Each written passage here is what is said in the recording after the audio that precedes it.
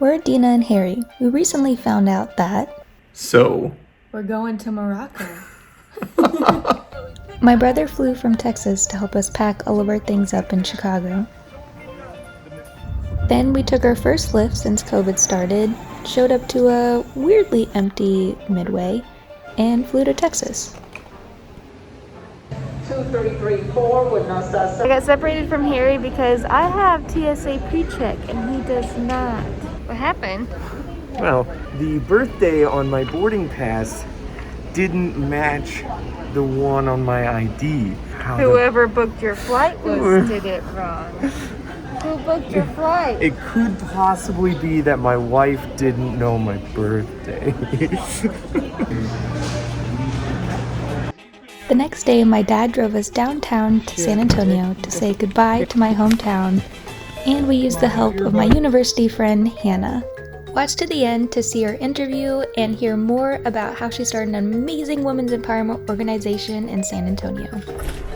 Hey there! Hey. What's up, superheroes? We are here. We are In San Antonio. Yes. We're with Hannah and... I call him Zunk the Hunk. Zunk the Hunk. I know. AKA Kyle. We are going to have margaritas and Tex-Mex at Sabor Cocina Bar. The Sabor is our favorite little Tex-Mex spot.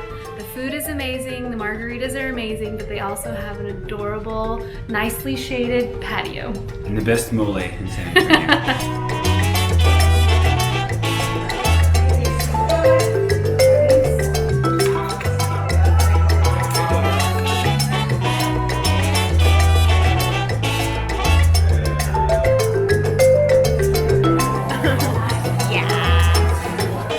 After dinner, which was so good.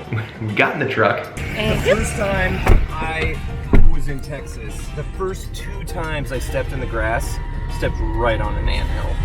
And got down onto the riverwalk, which runs all the way through San Antonio and is a beautiful walkway and park. Sometimes people think of the riverwalk and just are thinking about downtown, but they've extended it so much farther out. yeah, so we got to walk about 3 miles of a part of the Riverwalk I had never been to, which was gorgeous. It was beautiful. Love the San Antonio Riverwalk. We got to see some bats.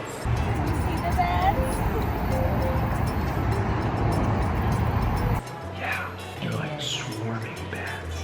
We got to see A some floating. proposal? A proposal. I didn't get that on camera, but we saw that, and we saw some floating fish. Yeah. And we went through like a grotto, a cave. That looks almost creepy. And it was just really nice. A place to visit with the Zunkers.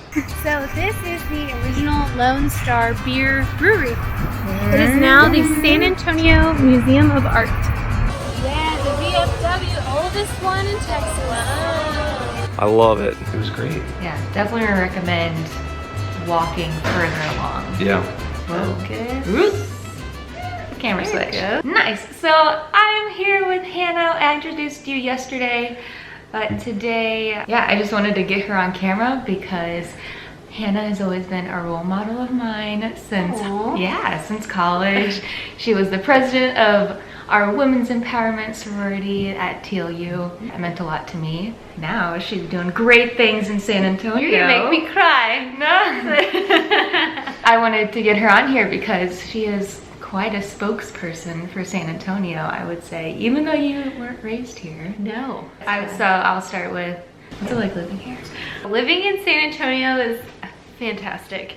When I first moved to San Antonio, it was for graduate school, and I thought I was going to be here very temporarily, and then I was going to head out and do big things and other places. I felt for sure I was going to leave Texas, but I just completely fell in love with San Antonio. It's a big city in population, but San Antonio is so sprawling, and it's such a large space that it hasn't really had to grow up. It's grown out. It's a large city just in pure size.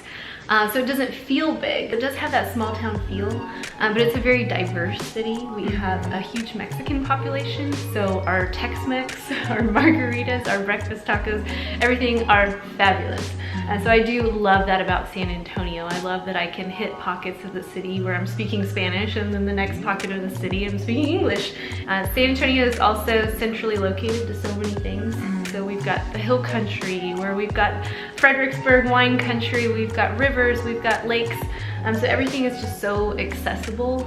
The pace of life here is nice and slow. People are happy, people are friendly, and it's just a very welcoming city. But I wanted to now go into Florecer Femme. Am I saying it right? Yes. Okay. But I want to just like know more about that and how that has impacted, I don't know, you and... Yeah, so Dina alluded to it a moment ago. I've always been very passionate about empowering women, which is why I was in the sorority that Dina and I were both in. We were founded on the idea of empowering women and bringing women together. And I wanted to carry that over into my adult professional life somehow. And I couldn't really find the avenue to do that. And so I decided I would just create what I was looking for myself, which was a bit entrepreneurial for someone who works in corporate America. But I decided to do it anyway. And the whole concept of Florecer Femme, Florecer is Spanish for to flourish. So that's the San Antonio influence there. And then femme is of course women. So the whole concept is to create unique opportunities for women to flourish. And so we do events that are focused on personal development, professional development, and creative development. How have you seen it impact the community, and like, what's it been like, the response that you've gotten?